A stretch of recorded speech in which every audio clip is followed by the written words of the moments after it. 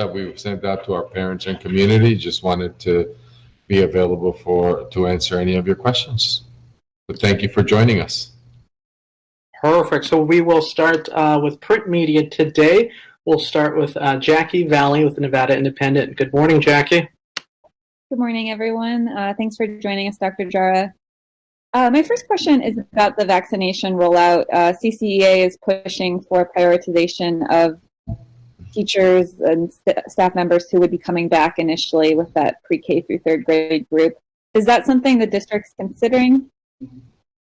Yeah, Jackie, we have been in conversations with the county. I have had conversations with Commissioner Kirkpatrick and Southern Nevada Health District. Our team has been working with UNLV to prioritize pre-K3 educators. And I say educators, that means all employees, food service, our bus drivers, our nurses, and that's part of our plan.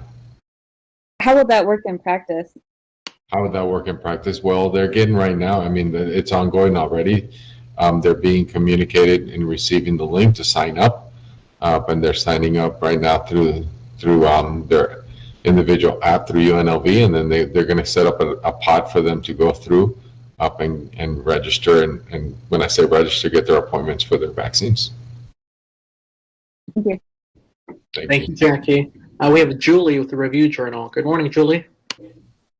Good morning, and thanks for your time today, Superintendent Jara. I was wondering if you could please address why March 1st was selected as the date to transition to a hybrid model for preschool through third grade students, and do you anticipate that older students will return to classrooms under a hybrid model this school year?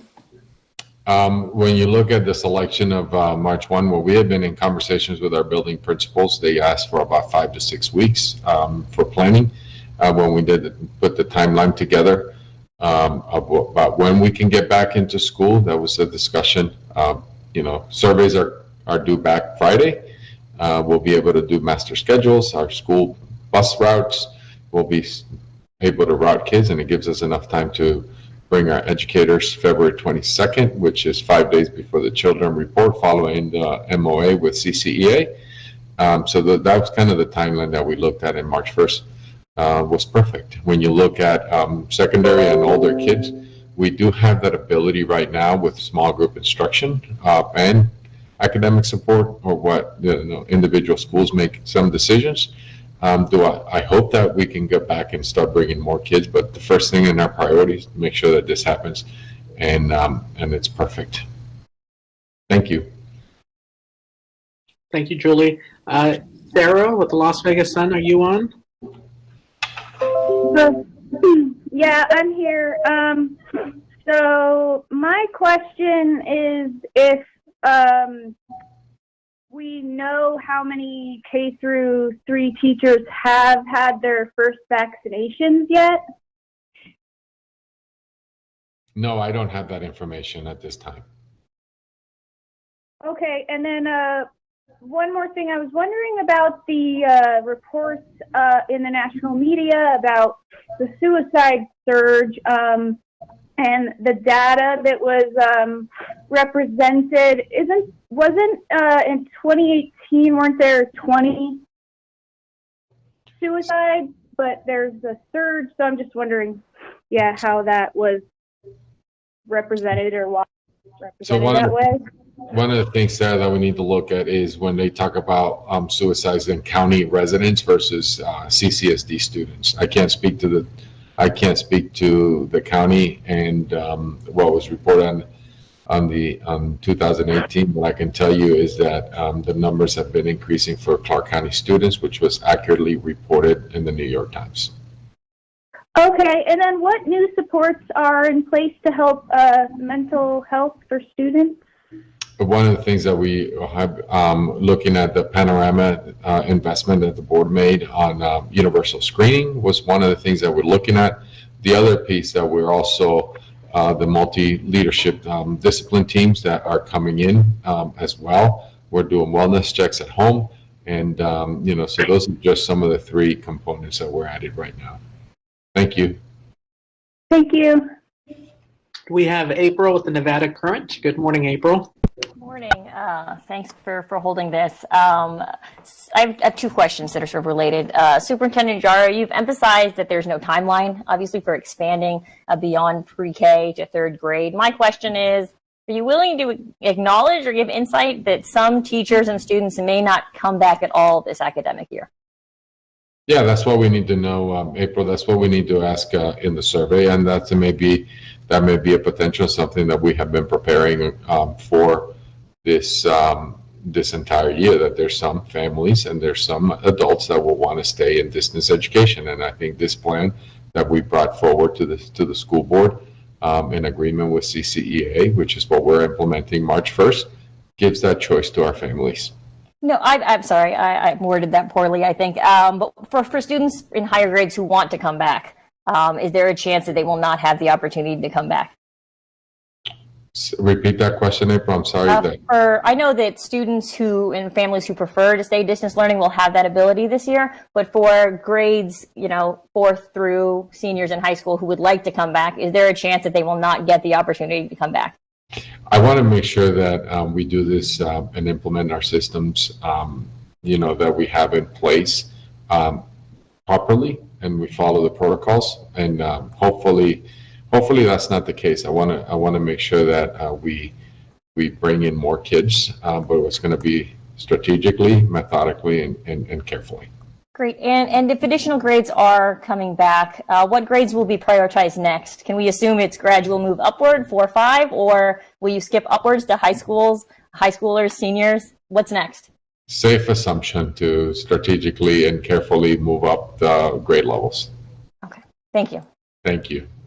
Thank you, April. We have Max Darrow with Channel 3. Max, good morning. Good morning.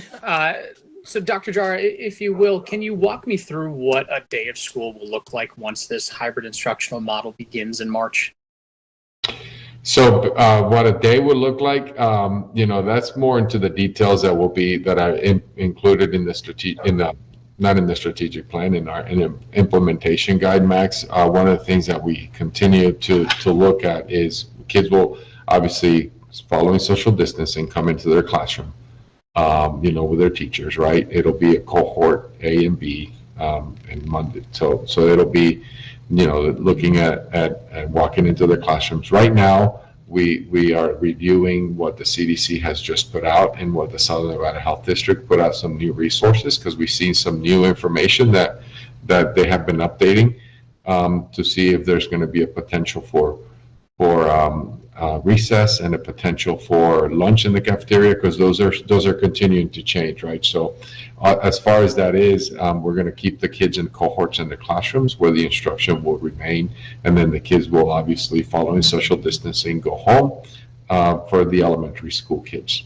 But we are reviewing and trying to review if there's an opportunity for outside play and for lunchroom space, following the guidelines that have been updated.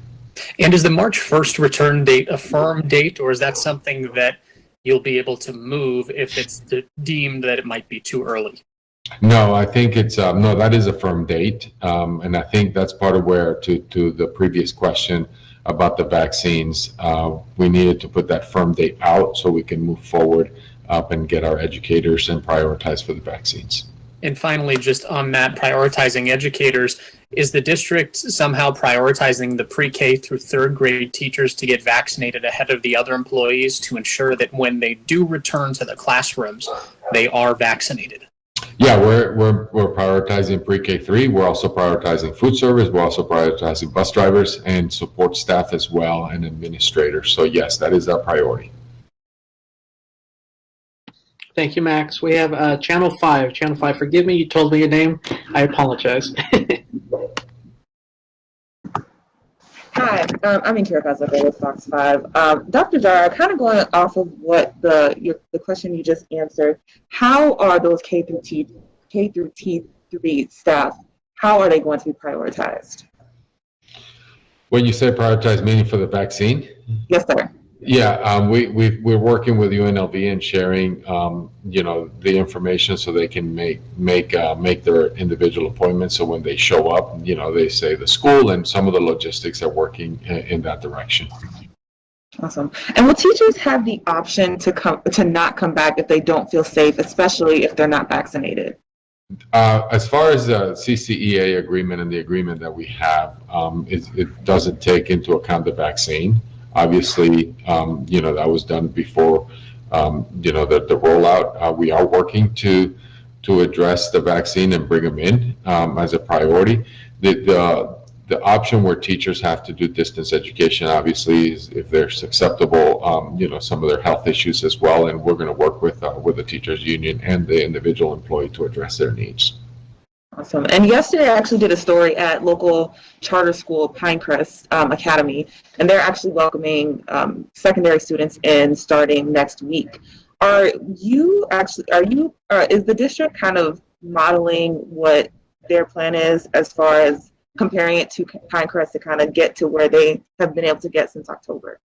Well, we have been looking at models across the country. There's other urban districts across America that are in school, that have been in school K-12, and our plans are very similar. I mean, look, the reality is following the guidelines. There's not much you can do any different. So, the plans are very similar, whether it's hybrid 5 days, depending on the space and how you can accommodate them. So, not necessarily Pinecrest, but we're all looking at all of them across the entire country and looking at what we have in place here.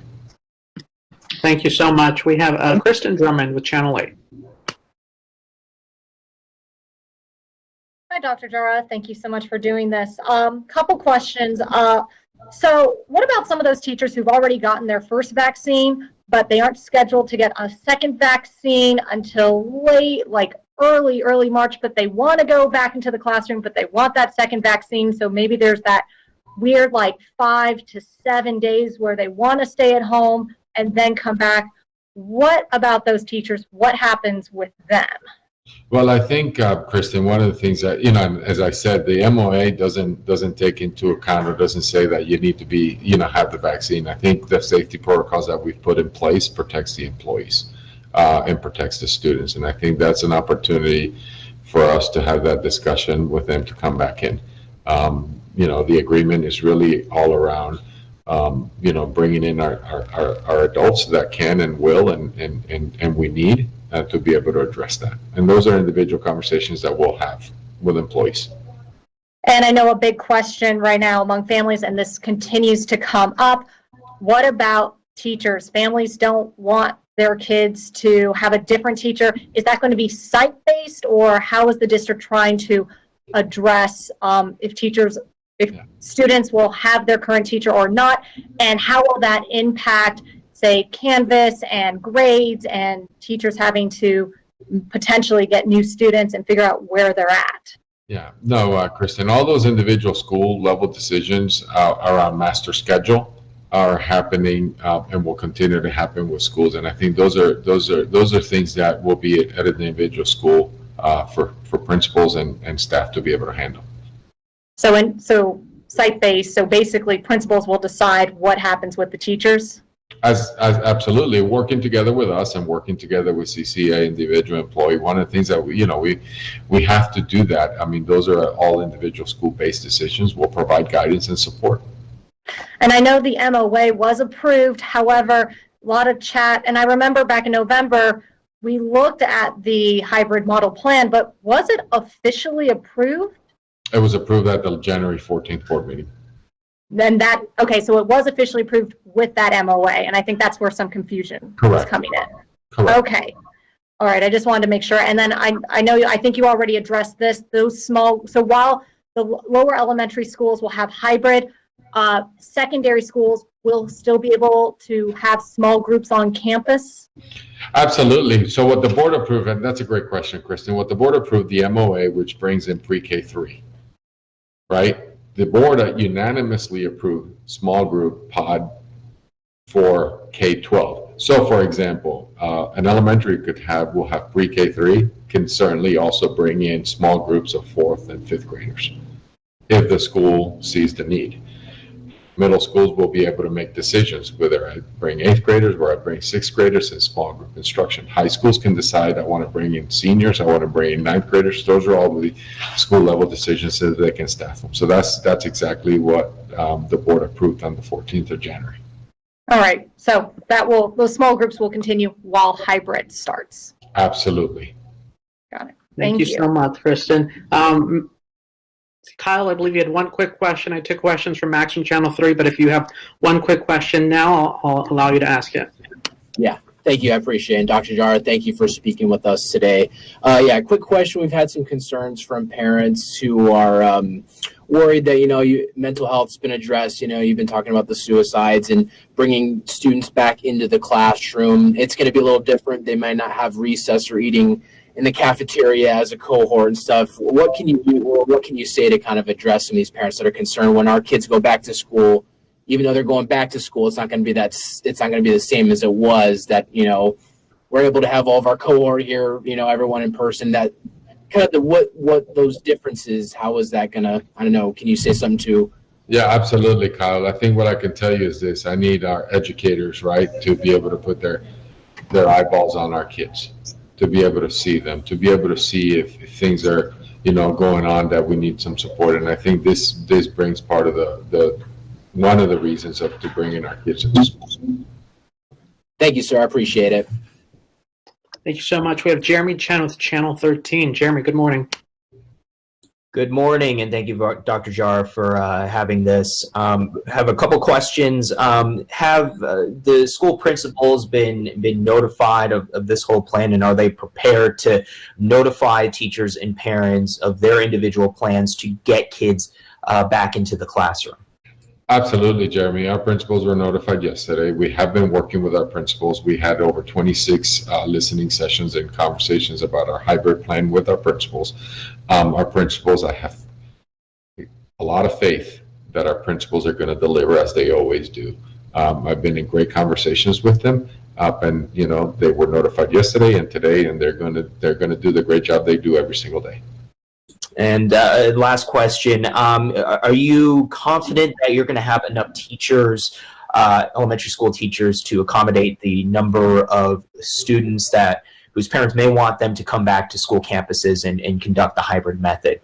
Absolutely. When we approved the CEA MOA agreement, the information we received from CCA is that a lot of teachers want to come back, and we are confident that we will deliver. Thank you. Thank you so much, Jeremy. Folks, we have just a few minutes left. I'm going to move over to Samantha with Telemundo. If you have a couple questions in Spanish. Samantha, good morning. Hola, buenos días. ¿Qué tal, superintendente? ¿Cómo estás, Samantha? Buenos días. Muy bien. Primera pregunta.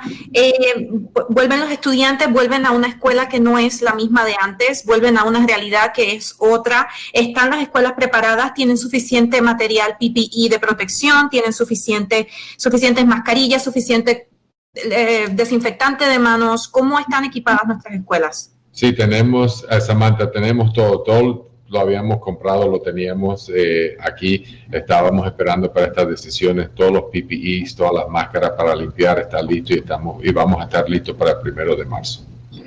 Para aclarar, entiendo que en diciembre ustedes recibieron fondos del CARES Act, ¿verdad? Para comprar todos estos materiales, ¿no? Sí, nosotros ya tenemos, eso vino del Departamento Federal, del gobierno federal.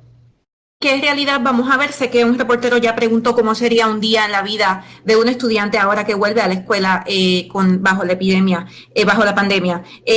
¿Cómo vamos a ver los salones de clases? ¿Divididos? ¿10, 15 salones, 15 estudiantes por salones? ¿Cómo va a ser esa realidad? Sí, nosotros tenemos ahí, los salones van a tener, los estudiantes van a estar separados cada 6 pies, así que depende del salón, depende de lo grande que es, va a ser, nada más, no podemos tener más del 50% de capacidad en los salones.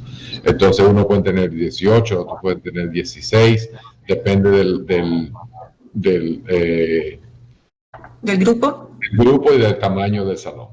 Eso. ¿Cómo van a trabajar con la mentalidad? Son niños pequeños, no es tan fácil decirles, no, ponte la mascarilla, quítate lávate las manos. ¿Que tienen algún sistema, alguna metodología? Sí, nosotros lo que tenemos y hemos tenido siempre, cuando abrimos la escuela en agosto, tenemos el Grand Bowler en Moapa Valley. la escuela elementaria ha estado abierta haciendo este plan. Y lo que hemos visto que los niños de kindergarten, de primer, tienen con las máscaras y ya es algo que es normal para todos tener. Perfecto. Última pregunta. Estudiantes más grandes aún no regresan y todavía no hay fecha para ello, ¿verdad? Están trabajando en esa transición. Sí, todavía no hemos decidido eso. Ok, muchas gracias. Muchas gracias. Tenemos Fernando con Univisión. Fernando.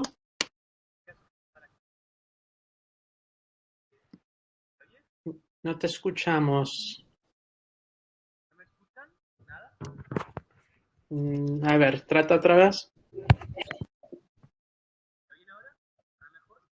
No. Pregúntalo, yo te oigo un poco.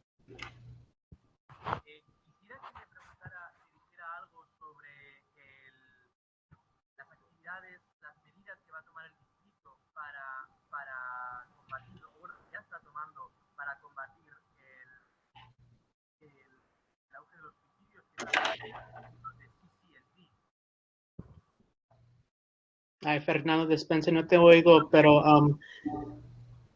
si me lo puedes mandar por correo y te puedo agarrar la información más al rato, pero puedes usar la información que preguntó Samantha. I think, Dr. Jara, I believe when I talked to him earlier today, he was just asking about, mental health concerns regarding our students, and you can kind of address that as you have been throughout the week. Sí, nosotros, Fernando, tenemos adultos, psicólogos, consejeros, social workers que van a estar y estamos viendo los datos de los estudiantes que necesitan ayuda y vamos a seguir haciendo las casas, llamadas a las casas para que los niños vengan y hemos mandado a educadores para que vayan a las casas a chequear a los estudiantes y eso son cosas que estamos y vamos a seguir haciendo. All right, folks, thank you so much. That does conclude today's media availability. We do appreciate it. We will continue to provide information as it becomes available. Thank you so much and have a great day. Thank you. Thank you. Bye.